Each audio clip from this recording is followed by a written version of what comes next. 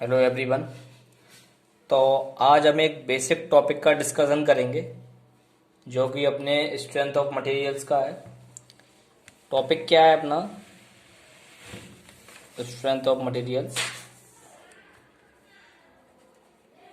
Materials का topic है। बहुत ही इम्पोर्टेंट और बहुत ही बेसिक टॉपिक है।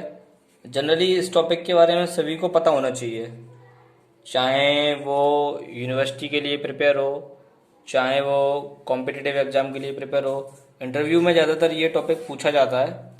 तो देखिए टॉपिक क्या है। टॉपिक ये है, व्हाट इज द डिफरेंस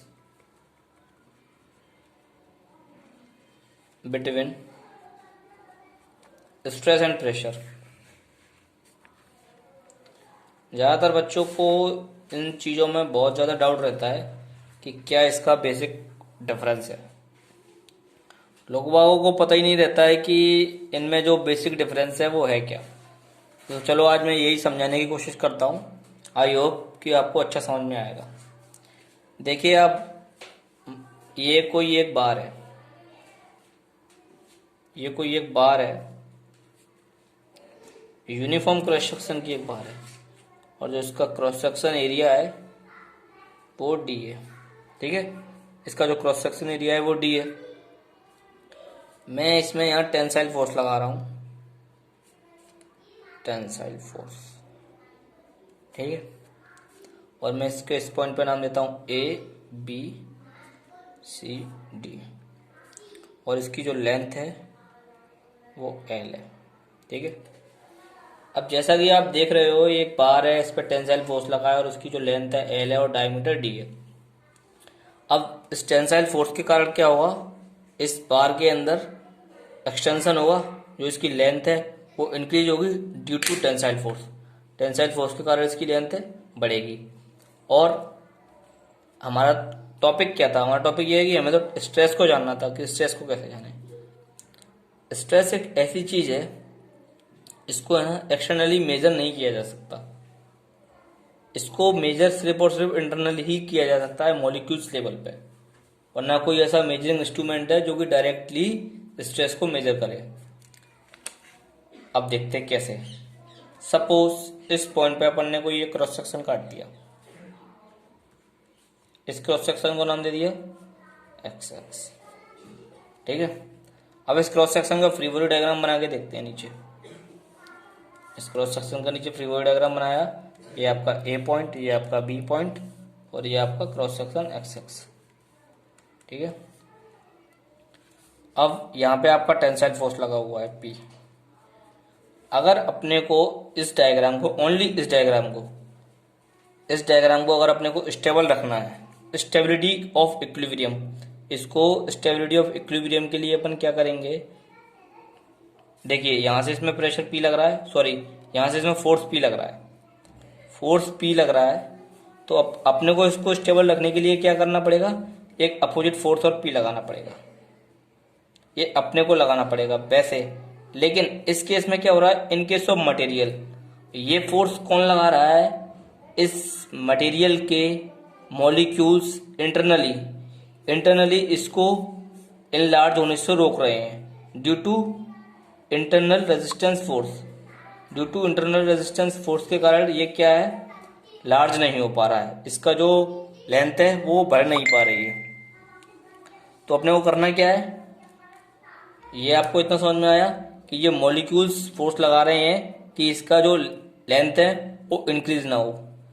ठीक है, यही फोर्स, इंटरनली फोर्स, और इस अब एरिया, जिस एरिया पे लग रहा है, सपोज ये इसका क्रॉस सेक्शन एरिया है, इंटरनल फोर्स जिस एरिया पे लग रहा है उस फोर्स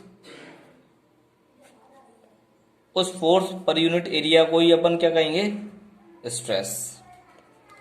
बट अब ये एफ है कौन सा, ये एफ है इंटरनल रेजिस्टिव फोर्स, ये इंटरनल रेजिस्टिव फोर्स है। और ये आया किसके कारण था, due to external loading condition, और ड्यू टू एक्सटर्नल लोडिंग।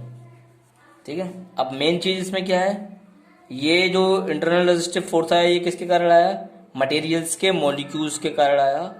मैं आपको जैसा कि हिंदी में समझा दूं कि एक बॉडी को कोई बाहर से खींच रहा है और सपोज इस बॉडी के बराबर फोर्स यहाँ लगा हुआ है, तो ये बॉडी हमेशा इक्विलिब्रियम में रहेगी। सेम अगर इसका क्रॉस सेक्शन काट दें, यहाँ से बीच से इसको काट दूं, तब भी ये इक्विलिब्रियम रहेगी, क्योंकि इसके मॉलिक्यूल्स इसको खींचने से कहीं ना कहीं रोकेंगे। भले उतना नहीं रोक पाए लेकिन रोकेंगे ही, और जो फोर्स रोकने में लगेगा वही स्ट्रेस है, वही स्ट्रेस है। तो मीन्स जो इंटरनल फोर्स है वही स्ट्रेस है। और देखते हैं अपन अब स्ट्रेस की यूनिट क्या होगी, फोर्स की यूनिट क्या होगी न्यूटन, और एरिया की यूनिट क्या होगी मीटर, मीटर स्क्वायर। तो फोर्स की यूनिट क्या होगी न्यूटन और एरिया की यूनिट क्या होगी मीटर स्क्वायर। तो स्ट्रेस की यूनिट बनी न्यूटन पर मीटर स्क्वायर, और इसी को हम बोलते हैं पास्कल। और अपन क्या लिख सकते हैं, न्यूटन पर मीटर को एरिया की यूनिट मीटर स्क्वायर भी हो सकती है, सेंटीमीटर स्क्वायर भी होती है, और mm स्क्वायर भी हो सकती है। तो अपन इसको क्या लिख सकते हैं mm स्क्वायर, और इसी को हम बोलते हैं मेगा पास्कल, मेगा पास्कल। ठीक है। अब बात करते हैं अपन प्रेशर की, अब बात करते हैं अपन प्रेशर की। तो प्रेशर क्या है, देखो ये सपोज आपका कोई कंटेनर है और इस कंटेनर पे आपका फोर्स लग रहा है P, इसमें आपका फ्लूइड भरा हुआ है, चाहे वो आपका लिक्विड हो चाहे वो गैस हो। अब प्रेशर के अंदर एक क्वालिटी होती है कि ये नॉर्मल टू द फ्लूइड लग रहा है। सबसे पहले आप ये देखिए नॉर्मल टू द फ्लूइड लग रहा है, और ये आप सपोज आप इस डायरेक्शन में प्रेशर लगाओगे, आप सपोज आप सीधी सी भाषा में आपको समझाऊं, ये पॉइंट है, आप इस प्रेशर लगाओगे यहाँ पर, तो ये पॉइंट, इस पॉइंट पे ये अकेले में प्रेशर नहीं लगेगा, ये प्रेशर चारों तरफ डिस्ट्रीब्यूट होगा, ये प्रेशर चारों तरफ डिस्ट्रीब्यूट होगा, हर एक एक्सिस में जाएगा, एक्स बाई एक्स और जेड, तीनों डायरेक्शन में प्रेशर लगेगा। मतलब मैं कहना यही चाह रहा हूँ, स्ट्रेस एक ऐसी क्वांटिटी है कि वो किसी एक पर्टिकुलर डायरेक्शन में लगती है, और प्रेशर है जो कि आप किसी भी डायरेक्शन में लगाओ पर वो तीनों डायरेक्शन में लगेगा। ठीक है। और प्रेशर हमेशा नॉर्मल फोर्स होगा। तो प्रेशर की डेफिनेशन क्या होगी, नॉर्मल, प्रेशर की डेफिनेशन क्या होगी, और we can say formula normal force, इसको मैं पी ले लूँ, normal force per unit area, normal force per unit area. इसकी भी यूनिट सेम वही होगी, न्यूटन पर मीटर स्क्वायर और newton per mm square, pascal और मेगा पास्कल, ये इनकी बेसिकली यूनिट्स होंगी। अब आपको यहाँ से एक समझ में आया कि स्ट्रेस और प्रेशर में डिफरेंस क्या था और स्ट्रेस है क्या। अब एक चीज और देखते हैं, जो अपना प्रेशर है वो स्केलर क्वांटिटी है, स्केलर क्वांटिटी है। अब कैसे पता आपको स्केलर क्वांटिटी है, देखिए किसी भी ऑब्जेक्ट या किसी भी बॉडी को डिफाइन करने के लिए कितनी चीजें जरूरी हैं ये बताती है स्केलर, वेक्टर और मैग्नीट्यूड। सपोज ये आपका मास है, किसी भी बॉडी का मास को डिफाइन करने के लिए क्या चाहिए, उसका मैग्नीट्यूड, ओनली मैग्नीट्यूड ही मास को डिफाइन कर देगा। चाहे अब डायरेक्शन तो इसमें इंपॉर्टेंट नहीं है, चाहे किसी भी डायरेक्शन में लगे, पर मास तो मास ही रहेगा, वो थोड़ी ना बदलेगा। जिस क्वांटिटी को डिफाइन करने के लिए ओनली एक ही चीज काफी है, उसको बोलते हैं अपन स्केलर। और सपोज आपकी दूसरी कोई एग्जांपल ले लें, फोर्स या वेलोसिटी, जो भी ले लें। अब वेलोसिटी और फोर्स को डिफाइन करने के लिए दो चीजें चाहिए, एक तो मैग्नीट्यूड और दूसरा डायरेक्शन। अब क्यों चाहिए, देखिए सपोज ये आपकी कोई एक बॉडी है, इसमें आप फोर्स लगा रहे हो 10 न्यूटन का, तो क्या डिफाइन है, एक तो मैग्नीट्यूड क्या था कि अपन ने इस बॉडी में 10 न्यूटन का फोर्स लगाया, दूसरा डायरेक्शन कि किस डायरेक्शन की तरफ अपन ने इसमें फोर्स लगाया। इन दो चीजों को डिफाइन कर रही है वेक्टर क्वांटिटी है वो। अब किसी भी चीज को डिफाइन करने के लिए तीन चीजें चाहिए हो, सपोज यहां देख लेते हैं अपन, सपोज तीन चीजें। स्ट्रेस एक क्वांटिटी ऐसी है जो कि टेंसर क्वांटिटी है। जिन चीजों को डिफाइन करने के लिए तीन चीजें चाहिए होती हैं वो टेंसर क्वांटिटी होती है।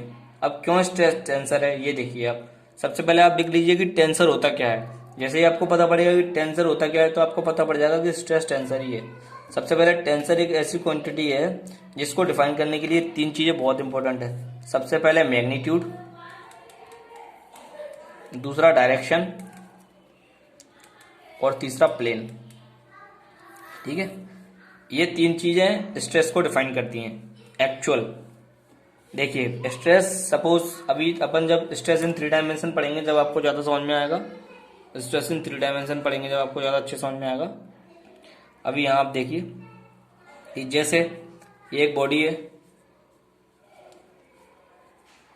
अब मैं यहाँ स्ट्रेस लगा रहा हूँ, ठीक है, 10 न्यूटन पर mm स्क्वायर की। अब ये स्ट्रेस को अपन एक्चुअली कैसे डिफाइन करेंगे?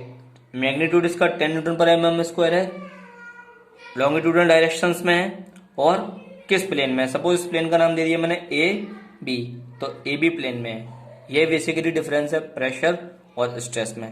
प्रेशर स्केलर क्वांटिटी है, स्ट्रेस टेंसर क्वांटिटी है।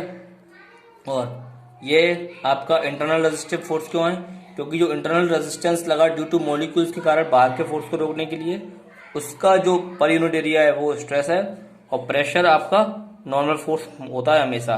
प्रेशर आपका चारों डायरेक्शंस, सारी डायरेक्शंस में लगता है और स्ट्रेस आपकी सिर्फ पर्टिकुलर डायरेक्शंस में लगती है। ठीक है, और मैं आपको शुद्ध हिंदी में समझा दूं। सपोज शुद्ध हिंदी में, बहुत ही ज्यादा शुद्ध हिंदी में, मान लीजिए कि एक ये लड़का है, इसके पेपर आने वाले हैं। अब मम्मी पापा इससे बोल रहे हैं कि बेटा पढ़ ले पढ़ ले पढ़ ले पढ़ ले, तो ये पढ़ नहीं रहा है। मतलब इस पर एक्सटर्नली लोड लग रहा है, एक्सटर्नली लोड। बाहर से अपन इसको प्रेशराइज कर रहे हैं कि पढ़ ले पढ़ ले पढ़ ले पढ़ ले। ये जो प्रेशर है ना पी, ये है ही एक्सटर्नल लोड। बाहर से तो लगाया ये लोड, इसको अपन बोलते हैं एक्सटर्नल लोड। एक्सटर्नल लोड, ये इस पे एक्सटर्नली लोड लग रहा है, इस बंदे पे बोल रहे हैं कि बेटा पढ़ ले, लेकिन ये फिर भी नहीं पढ़ रहा है। तो इसको अपन ने प्रेशराइज तो किया लेकिन ये पढ़ा ही नहीं, तो ये इसकी गलती है। अब सपोज एग्जाम बहुत करीब आ गए, अब ये बंदा अंदर से सोच रहा है कि काश मैं पढ़ लिया होता, काश मैं पढ़ लिया होता, काश मेरा ये छूटा है, मेरा वो छूटा है। अब ये अंदर से जो टेंशन ले रहा है, अपने द्वारा जो टेंशन ले रहा है, इसके द्वारा जो टेंशन डेवलप हो रही है, उसी को बोलते हैं अपन स्ट्रेस। इंटरनली मॉलिक्यूल्स और इंटरनली थिंकिंग के कारण जो स्ट्रेस डेवलप हो रही है वही होती है stress. So thank you for watching the video. Thank you.